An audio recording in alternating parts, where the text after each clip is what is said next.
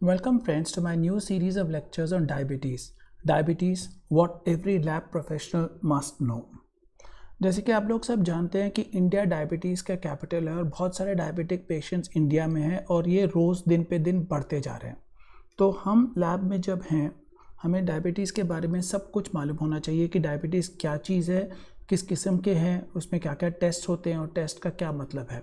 तो इस सीरीज़ में मैं वो सारे टॉपिक्स कवर करूँगा। आज के लेक्चर में मैं डेफिनेशन बताऊंगा, डायबिटीज़ का डेफिनेशन क्या है। अगले लेक्चर में हम मेटाबॉलिक ऑल्टरेशंस इन डायबिटीज़ के बारे में बात करेंगे। हम उसमें बात करेंगे कि बॉडी में क्या क्या चेंजेस होता है डायबिटीज़ होने के कारण।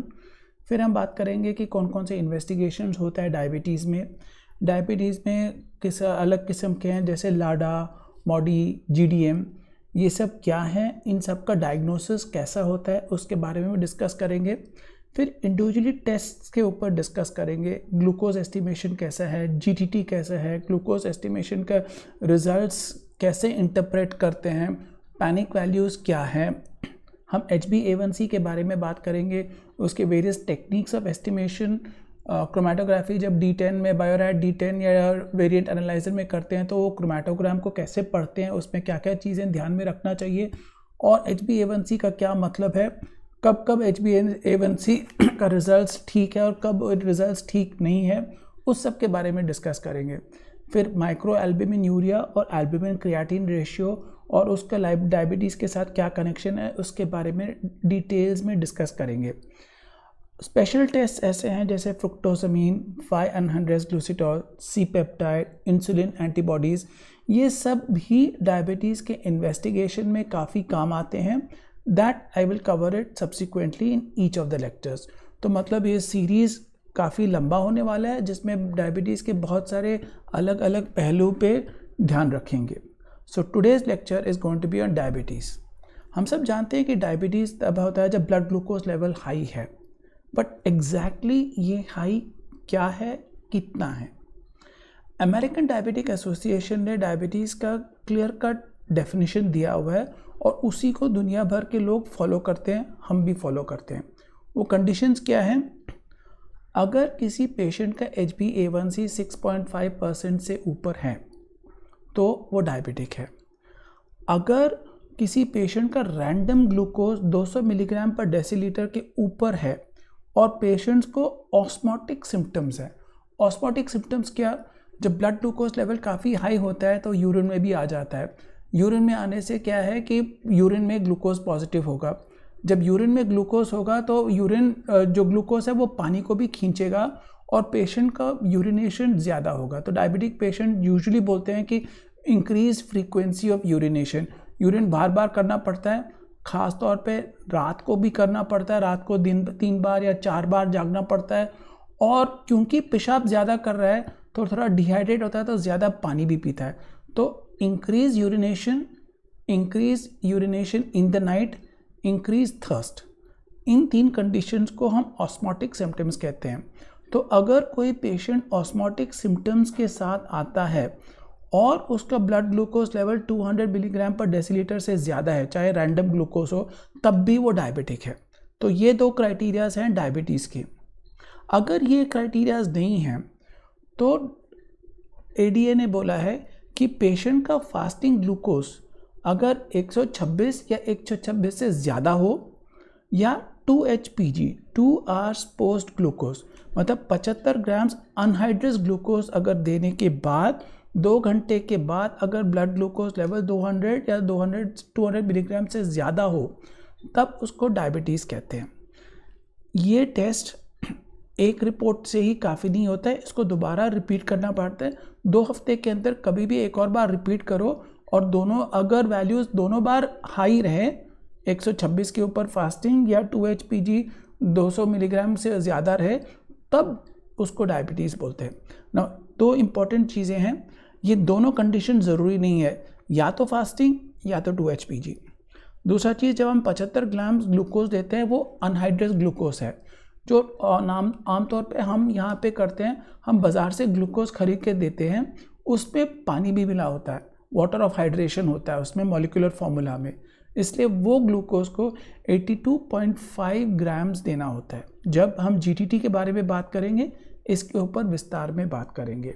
तो इन इफेक्ट अगर डायबिटीज़ का डेफिनेशन पूछते हैं तो HbA1c greater than 6.5, random glucose greater than 200 milligram per decilitre अगर पेशेंट को ऑस्मोटिक सिम्टम्स है तो, या fasting greater than 120 greater than equal to 126 milligram per decilitre, या 2 HPG 2 hours post glucose greater than 200 milligrams per decilitre. इन दोनों को 2 हफ्ते में एक और बार रिपीट करके कंफर्म करना चाहिए कि एक्चुअली हाई है, तब हम पेशेंट को डायबिटिक बोलते हैं। इट्स नॉट कि कोई भी ब्लड ग्लूकोज लेवल हाई है या यूरिन में ग्लूकोज आ गया तो पेशेंट डायबिटिक है। इन 4 क्राइटेरियाज में से अगर कोई भी क्राइटेरिया को फुलफिल करता है तब पेशेंट डायबिटिक है ना। डायबिटीज़ जो हम आमतौर पे जानते हैं एक टाइप 1 और टाइप 2 डायबिटीज़ हैं। इम्पॉर्टेंट चीज़ जो आजकल काफ़ी चर्चे में है वो है LADA, latent autoimmune diabetes of the adult, और MODY, maturity onset diabetes in the young. और एक स्पेशल कंडीशन है जिसको हम GDM बोलते हैं, जेस्टेशनल डायबिटीज़ मेलाइटस। मतलब प्रेग्नेंट लेडीज़ में अगर ब्लड ग्लूकोज हाई हो जाए तो उसको हम GDM बोलते हैं। टाइप 1 डायबिटीज़ क्या है? टाइप 1 डायबिटीज़ ये है कि आपका पैनक्रियाज डैमेज हो रहा है और पैनक्रियाज को इंसुलिन प्रोड्यूस करने की कैपेसिटी ख़त्म हो जाती है और धीरे धीरे जो है पेशेंट का शुगर कंट्रोल नहीं होता है और वो डायबिटिक हो जाता है। ये जनरली बच्चों में देखा जाता है 15 साल के कम के उम्र के बच्चों में, जहाँ पे पैनक्रियाज टोटली डिस्ट्रॉय हो जाता है जिसके कारण ब्लड ग्लूकोज लेवल हाई हो जाता है। Type 2 diabetes is what is commonly seen, जो आमतौर पे लोगों में देखते हैं 40-50 उम्र के ऊपर के लोग जिनको डायबिटीज़ होता है, जो जनरली मोटे होते हैं, उनमें इंसुलिन प्रोडक्शन में डिफेक्ट नहीं है, इंसुलिन रेजिस्टेंस है। इंसुलिन रेजिस्टेंस क्या? इंसुलिन रेजिस्टेंस वो है कि आपको ग्लूकोज को रेगुलेट करने के लिए ज़्यादा इंसुलिन की ज़रूरत पड़ती है। नॉर्मली अगर आदमी 3 यूनिट इंसुलिन से काम कर लेता है तो इन पेशेंट को 7-8 यूनिट इंसुलिन की ज़रूरत पड़ती है, तब जाके ब्लड शुगर कंट्रोल में होता है।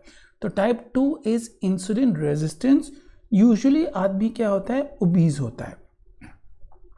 Now we come to MODY, maturity onset diabetes in the young. ये जनरली देखी जाती है पेशेंट्स में जो 25 साल के कम हैं।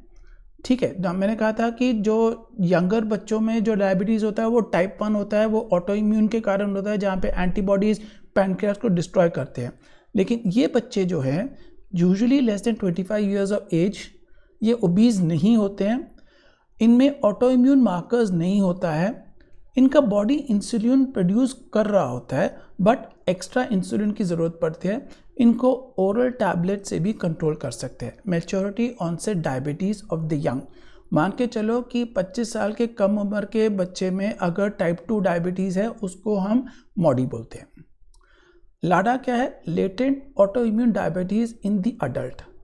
इसमें क्या होता है कि ये स्लोली ऑनसेट होता है, प्रोग्रेस होता है। इसमें ऑटो इम्यून एंटीबॉडीज़ होते हैं जो पैनक्रियाज को डिस्ट्रॉय करते हैं।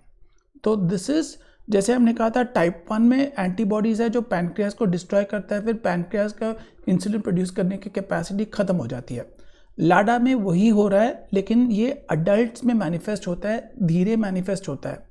शुरुआत में इन लोगों को हम टाइप 2 मान के चलते हैं, बट धीरे धीरे देखते हैं कि दवाई देने से उनका शुगर कंट्रोल नहीं हो रहा और जल्दी से इंसुलिन में शिफ्ट करना पड़ता है।